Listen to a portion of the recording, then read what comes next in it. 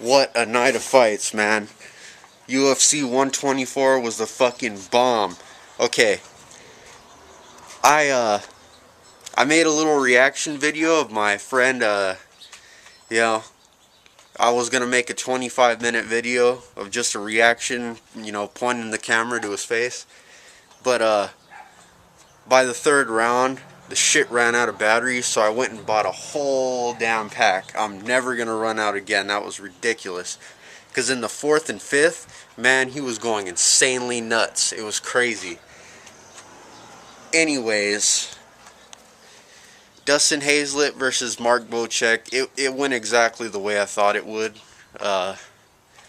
Dustin Hazlett should get cut after this.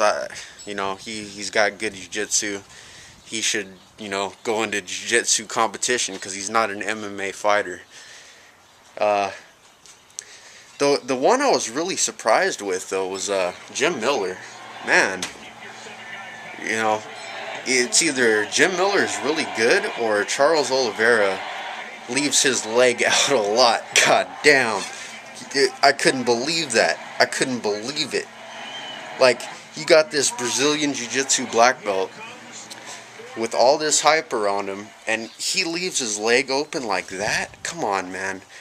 You can't just disregard another man's skills like that. I mean, Jim Miller has only lost, he lost to Mark Bocek, like I said. Well, he's lost 3 times, but 2 of those were to, really good competition. Frankie Edgar and Gray Maynard. They're both, one's champ and one's a contender for the next shot. So I give the props to Jim Miller, man. You pulled it off. I didn't think you could. You did. And that's that. Thiago Pitbull Alves versus Doomsday Howard. I'm just glad Thiago didn't finish it. I didn't want to see Doomsday go down like that, but I thought he was going to stand, man. That was some bitch shit in the second round, taking him down like that. I thought they were going to stand and bang. They didn't. Well, Thiago did while they were standing up, but he took him down. What is that? If you're winning the stand-up game, knock him out. And he won it by a large margin, Yeah. Thiago Alves with a dominating performance, and I just hope they don't cut Doomsday. I'm sure they won't. So with that, I'm really glad.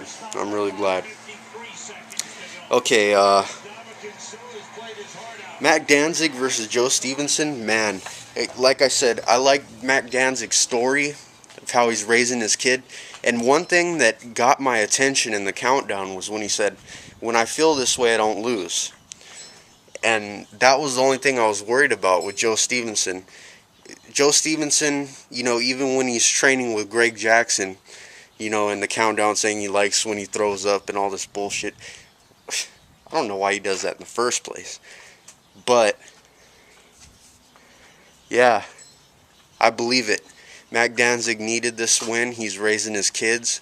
And when you got all that on the line, it's hard for a man to lose when you got nothing to lose.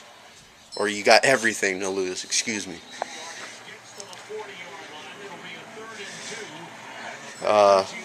Yeah.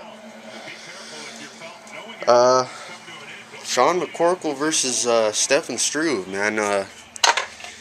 McCorkle was talking mad shit and got his ass kicked. It's just that simple. He's not as sexy as he thinks he is. Not at all. He's, no homo. Yeah, I don't find men attractive just to, God damn, never mind. Yeah, Stefan Struve put a fucking beating on him like he should have. He's 6'11", he's got that long-ass reach. But that sweep was amazing. I love that sweep. You got a ground fighter in McCorkle, and he gets swept like nothing, and he was disregarding Stefan Struve's strength. Stefan Struve put on about 30 pounds of muscle before this fight. So I'm thinking McCorkle shouldn't have been talking so much shit. Whew. Oh, I can't wait to get on this one. Okay. Oh, I gotta sit down. I watched the fight again, and it was even more dominating when I paid attention and not paying attention to my best friend's face when, Koscheck's face was getting busted up. Like Joe Rogan said, this was the most jabs he's ever seen, and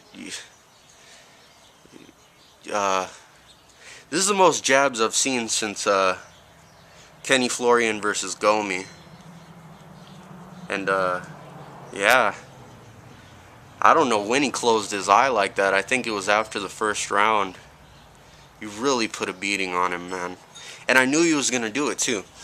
GSP has been getting so much criticism about his wrestling, and he's being compared to John Fitch and Jake Shields. He's like a Chael Sonnen. I mean, they're exciting on the ground. I like that part of the game, And I mean, in a street fight, if you can't get up, you're not getting up, It's like, just like I heard another analyst say, it's like there's this, if they were standing up and they weren't doing anything, would you put them on the ground? It's like this thing where striking rules. I don't think it should be that way. I don't think a ref should stand them up. It may be boring, but is that person ever going to get up? No. Not before he gets knocked the fuck out. Who knows when it would happen, but it would happen. If you can't get up from the bottom, you're going to take a pounding. And I knew George St. Pierre I knew he was going to do exactly what Koscheck said he was going to do. Stuff his takedowns and that was a jab fest. It really was. It was the most dominating stand-up performance of GSP's career. Not the most dominant ground game. I was impressed with Josh Koscheck's takedown defense, but the thing is, he was focusing so much on getting taken down that he wasn't covering his face.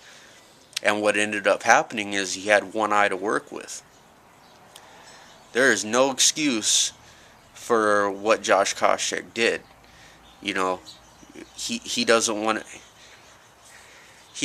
to be taken down because of his caliber of wrestling, the NCAA, It doesn't matter in MMA, as you saw.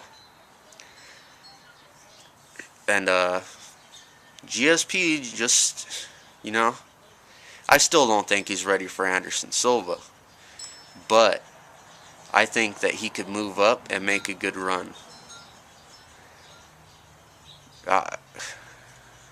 I'm thinking about a fight with Chael Sonnen.